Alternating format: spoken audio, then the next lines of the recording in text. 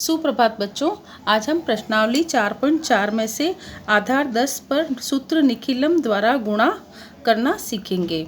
12 × 9। अब देखिए 12 का गुणा 9 से करना है और निकटतम आधार माना है 10। मैंने आपको बताया था कि विचलन यदि संख्या आधार 10 से अगर ज़्यादा है संख्या तो धनात्मक विचलन आएगा और अगर 10 से कम है संख्या तो ऋणात्मक विचलन आएगा। तो निकटतम आधार 10 अतः विचलन यहाँ पर कितना होगा +2 और यहाँ पर 9 है तो ये 10 से कम है संख्या इसलिए -1 विचलन होगा। अब क्या करेंगे, सबसे पहले हम 12 में 1 को, अब देखिए 12 में है ना, जो मतलब -1 है तो 1 को घटाएंगे, ठीक है। या तो हम 12 में से 1 घटाएंगे या 9 में 2 जोड़ेंगे। तो 9 + 2 11 और 12 - 1 11। अब हम विचलनों का गुणा करेंगे तो +2 -1 इन दोनों का गुणा किया तो प्लस माइनस मिलकर माइनस बनता है। तो 2 का गुणा हमने -1 से किया तो -2 संख्या प्राप्त हुई। अब यहाँ पर 11 है और यहाँ पर -2 है। अब हम क्या करेंगे, 11 को आधार 10 माना था तो उससे आधार 10 से हम 11 को गुणा करेंगे तो 110। 11 को हमने 10 से गुणा किया तो 110 प्राप्त हुआ। अब 110 में से हम 2 को माइनस करेंगे तो 108 इसका आंसर होगा। अगर हम गुणन क्रिया के द्वारा अगर हम 12 का गुणा 9 से करेंगे तो भी हमें 108 ही प्राप्त होंगे। अब दूसरा प्रश्न देखिए, 15 × 12।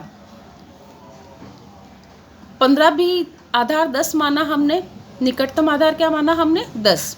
तो 15 में से 10 को हमने घटाया तो +5 प्राप्त हुए और 12 है यहाँ पर तो 12 में से 10 को घटाया तो +2 प्राप्त हुए।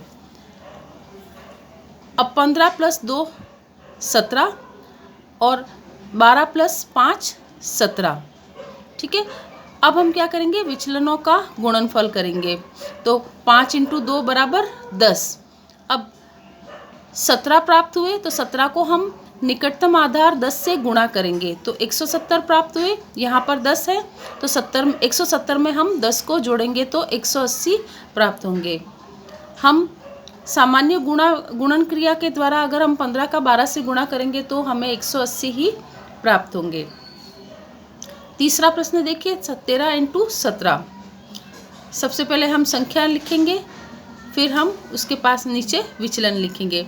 अब आधार 10 माना है तो इसका विचलन कितना हुआ +3, क्योंकि 13 में से 10 घटाएंगे। अगर ज़्यादा, मैंने आपको पहले भी बताया था कि अगर ज़्यादा संख्या हो तो विचलन धनात्मक प्राप्त होता है और अगर कम संख्या हो तो विचलन ऋणात्मक प्राप्त होता है। तो 13 में 3 विचलन हो गया +3 और 17 में 7 विचलन हो गया। 13 में हम 7 को जोड़ेंगे तो 20 प्राप्त होंगे और 17 में हम 3 को जोड़ेंगे तो भी 20 ही प्राप्त होंगे। अब विचलनों का गुणनफल करेंगे तो 7 × 21। अब 20 को हम निकटतम आधार 10 से गुणा करेंगे तो यहाँ पर 200 प्राप्त होंगे। अब हम 200 में 21 को जोड़ेंगे तो 221 प्राप्त होंगे। इसी प्रकार से हम इसके दूसरे प्रश्न भी हल करेंगे। धन्यवाद।